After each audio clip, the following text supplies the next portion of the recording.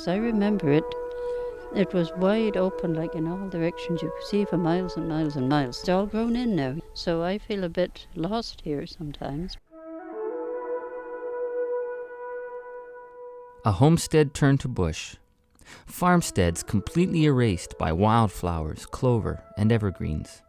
Muriel Newton White carefully makes her way through the deep bush country of the Charlton-Englehart area.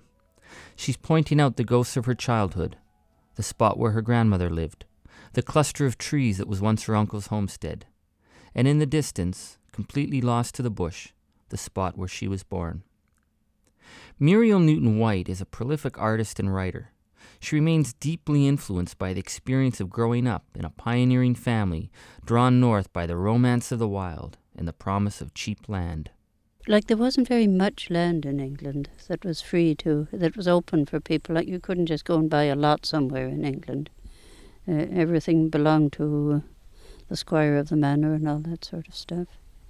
And there must have been something very attractive at the thought of being able to own acres. Like, it was 160 acres to each farm. And I rather think that my grandfather may have been encouraged to come by the fact that he had been caught poaching rabbits on Lord somebody's place.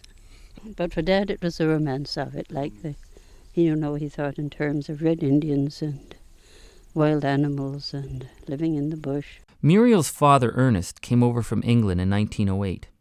He homesteaded, worked in the bush and sold pulpwood, but it was a hard life. He then attempted a career as a writer.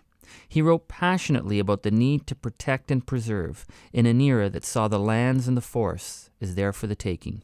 To be an environmentalist in the 1920s, what did people make of his writing? Not much.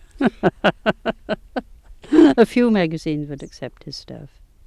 He was more or less contemporary with Grey Owl, and there was a conservationist, but I think both of them were considered totally crazy. And of course, there's always a possibility that they were. Was your dad a romantic? Yes. Oh, yes. And all the hard knocks and everything else never took that out of him. Really? Well, yeah, the funny thing of you mentioning Grey Owl, but also Grey Owl coming over from England too, and yes. With the myth of the frontier and the natives and the land, and Mm. was that a particularly English thing, that sense of romance of the frontier? Oh, I should think so. In fact, he was quite disappointed when they started out down east and there were no red Indians. He wanted the frontier. Yes.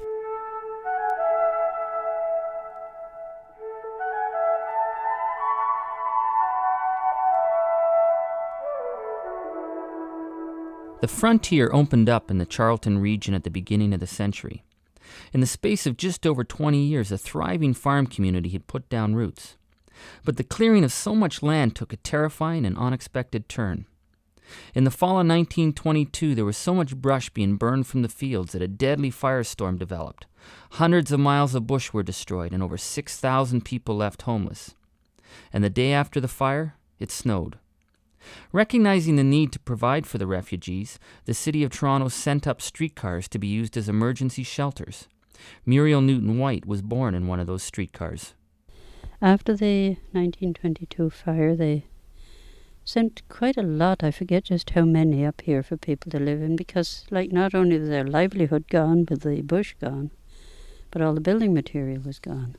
Mum and Dad lived in it one winter, and then got this place down on Lake Temiskaming in Loraine Township, and Dad homesteaded that. He got sick and he couldn't do the bush work like cutting pulpwood and stuff, so he got a job selling pulpwood. That meant he had to do a lot of travelling, and it wasn't a very good place to leave a woman by herself. It was right on the route that the bootleggers used coming across from Quebec, and they used to ditch their booze on Dad's property.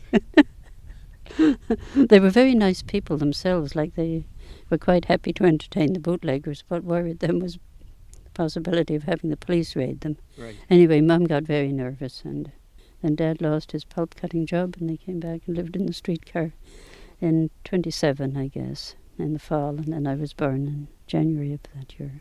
Muriel sets out to show me the place where she was born, but the land is completely overgrown by trees. After a long and meandering search, we find ourselves crouched down under a prickly canopy of thick evergreens.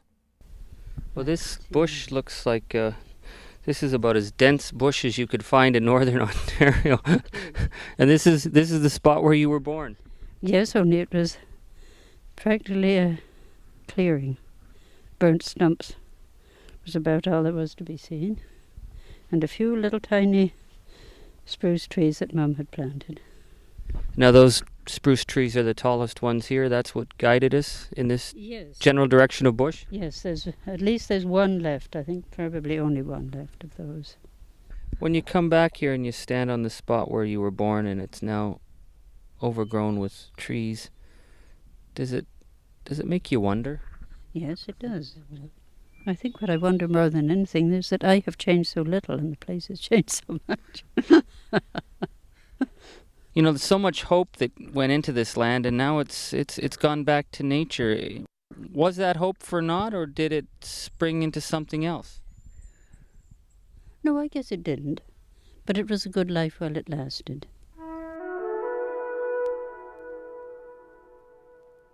Over her lifetime, Muriel Newton White has chronicled the restorative power of nature. The pioneers tried to tame this region, but the fires drove them out. Muriel's father struggled to rebuild, but over time, nature once again claimed the land. Some might find this overgrown homestead to be a lonely or a sad place, but not Muriel. She doesn't seem to mind returning this land to its rightful owners, the trees, the animals, and the birds.